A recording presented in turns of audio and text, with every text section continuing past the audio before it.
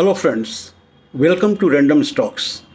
Random stocks पर आपका पुनः स्वागत है। शुरू में एक खेद व्यक्त करना है। कुछ दिनों के लिए ये वीडियो आपके पास नहीं आ सका। I am so sorry for the discontinuity. अब आते हैं वीडियो पे। स्टॉक मार्केट में इन्वेस्टमेंट या ट्रेडिंग या एंगेजमेंट से पहले कुछ बेसिक या फंडामेंटल क्वेश्चंस हैं, मूलभूत सवाल हैं। उन्हें बिना जाने आप शेयर मार्केट में इंगेज नहीं कर सकते, ऑपरेट नहीं कर सकते। वो बुनियादी सवालों में जो सबसे पहला सवाल है वो है व्हाट टू बाई, क्या खरीदें। जहाँ 6,000 7,000 शेयर लिस्टेड हैं, उसमें कौन से शेयर को बाई करना है। और ये बड़ा कॉम्प्लेक्स, बड़ा ही जटिल सवाल है। इसका कोई आंसर नहीं है, स्पष्ट कहें तो। हर लोग अपने नज़रिए से जो उसको सूट करता है कंपनी, कुछ थीम पे, उसको वो आइडेंटिफाई करता है, एनालाइज करता है और फिर एक डिसीजन लेता है उस शेयर को खरीदना है। कुछ जो ट्रेडर्स हैं उनकी बात मैं बहुत कम करता हूँ, क्योंकि उनके लिए कोई भी कंपनी का बिजनेस कोई मायने नहीं रखता है। उनके लिए मायने केवल चार्ट रखता है। चार्ट पे जिसका एक सही पैटर्न उनको दिखता है, उसके आधार पे वो शेयर को बाई करते हैं और फिर एग्जिट लेते हैं। लेकिन जब आप एक इन्वेस्टमेंट करते हैं तो इन्वेस्टमेंट का नज़रिया थोड़ा लंबा होता है और टिकाऊ होता है। आप कंपनी के बिजनेस को पढ़ते हैं, कंपनी के प्रोमोटर्स को पढ़ते हैं, कंपनी के फाइनेंशियल परफॉर्मेंस को पढ़ते हैं, कंपनी के प्रोस्पेक्ट को देखते हैं और उसके आधार पे, हाँ, और उसके बैकग्राउंड में एक आपका थीम होता है जो कि आपको सूट करता है। उसके आधार पे आप शेयर को आइडेंटिफाई करते हैं। आप चार्ट को उस तरह से नहीं उतना सीरियसली नहीं आप लेते हैं, क्योंकि chart is an expression of the price behaviour which is so beautifully correlated with the fundamentals of the company in the long term. Short term के बारे में, फ्लक्चुएशंस के बारे में मैं नहीं बोल रहा हूँ, लेकिन लॉन्ग टर्म में कंपनी का बिजनेस क्या है, कंपनी का परफॉर्मेंस क्या है, that drives the price. I am so convinced about this theory. तो कंपनी के बिजनेस के आधार पे आप डिसाइड करते हैं, जो एक आपका एक जिस थीम पे आपका इंक्लिनेशन है, उसको देख करके आप कंपनी बाई करते हैं। वैसे प्रोडक्ट देखते हैं जो पब्लिक में जिसकी विजिबिलिटी है, मार्केट में विजिबिलिटी है और उसका मार्केट में एक्सेप्टेंस कैसा है। खैर, ultimately that reflects in the performance of the company, quarterly हो या हाफ ईयरली हो या एनुअल हो। दूसरा सवाल, कब बाई करें। अब थियोरेटिकली कहें तो ये बहुत ही साधारण और सिंपल सा सवाल है, लेकिन ये बहुत कॉम्प्लेक्स हो जाता है जब आप इसको करने बैठते हैं। फॉर्मूला बिल्कुल साफ है, थ्योरी बिल्कुल क्लियर है, बाई लो सेल हाई। लेकिन सवाल है कि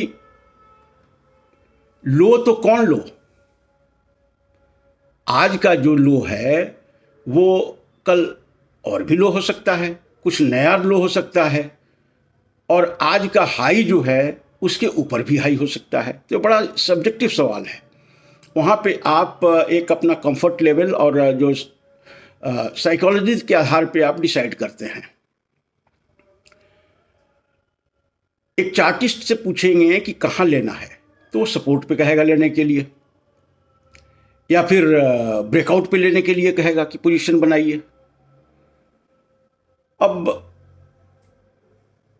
ये उनका एक अलग फॉर्मुलेशन है प्राइस स्ट्रक्चर को देखने का। मैं इससे सहमत बिल्कुल नहीं हूं। मेरी स्पष्ट राय है कि एक बार जब हमने डिसीजन ले लिया what to buy, then when to buy is a very superficial question. इस क्वेश्चन में उतना कुछ डेप्थ रह नहीं जाता है। Any price is a good price if the company has good business और कंपनी के परफॉर्मेंस सही हो रहे हैं। Any price is good price. वो आपको रिटर्न लॉन्ग टर्म में दे के जाएंगे, इसमें हमें कोई हेजिटेशन नहीं है ये कहने में। तो खरीदना कहाँ है, चार्टिस्ट का अपना एक पर्सपेक्टिव होता है। जो फंडामेंटल्स को देखते हैं उनका अपना एक पर्सपेक्टिव होता है। वो 10 और 20% के लिए मार्केट में एंटर नहीं करते हैं। उनका 2x 3x का हिसाब किताब होता है। तो what to buy and when to buy are very interlinked, very correlated. अब आता है कि व्हेन टू एग्जिट। अब यहाँ पे भी अपने अपने कॉन्सेप्ट्स हैं, अपने अपने ओरिएंटेशंस हैं, अपने अपने ऑब्जेक्टिव्स हैं। एक ट्रेडर को 10% मिल जाता है, 20% मिल जाता है, it is very good return in the short term, और फिर उससे वो एग्जिट ले लेता है। और फंडामेंटल नज़रिए से देखें तो फिर ऐसा कोई प्राइस होता नहीं है। हाँ, आप कुछ कंफर्ट होता है कि चलो कुछ प्राइस बुक कर लेते हैं सो दैट हमारे डीमेट में कुछ फ्री शेयर हो जाएंगे, उसके हिसाब से आप एक डिसीजन लेते हैं। लेकिन फंडामेंटली सही स्टॉक के लिए any price is good price, और फंडामेंटली बैड स्टॉक के लिए any price is bad price. बिल्कुल बिल्कुल सिंपल है, इसमें कोई कॉम्प्लेक्सिटी देखने की कोशिश नहीं करनी चाहिए। तो हो सकता है आप कभी कभार इस क्वेश्चन को लेकर के जूझते होंगे, तो चार्टिस्ट या चार्ट का सहारा न लें, कंपनी के बिजनेस को देखें।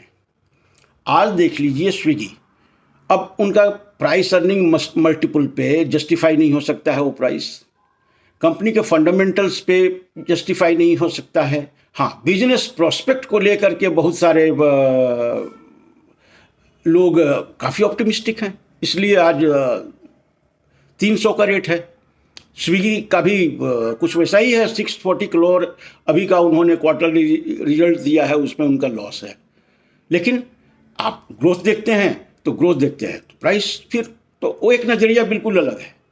तो इट कहाँ पे खरीदें बिकम्स वेरी सब्जेक्टिव। ये आपके अपने आउटलुक और आपके अपने कंफर्ट लेवल पर डिपेंड करता है। इसका कोई सीधा सपाट आंसर नहीं है। हाउ वेयर टू एग्जिट, ये भी कोई सिंपल नहीं है। ट्रेडर्स के लिए 10-20%, लेकिन एक फंडामेंटल्स जो बेसिस पे अपना इन्वेस्टमेंट वैल्यू इन्वेस्टिंग करता है उसके लिए 2x 3x is quite normal return in long term. So आप क्या हैं, आप एक ट्रेडर हैं कि आप एक इन्वेस्टर हैं कि आप एंटरटेनमेंट के लिए स्टॉक मार्केट में हैं, उसके आधार पे तय होगा कि आपके लिए कौन सा शेयर अच्छा है, कौन सा प्राइस अच्छा है, और कौन सा एग्जिट लेने का पॉइंट अच्छा है। वैसे सब कुछ अच्छे हैं, आपको जो सूट करता है वो आपके लिए सच्चाई है, उस सच्चाई के साथ रहिए। Thank you so much for watching the video. Thank you.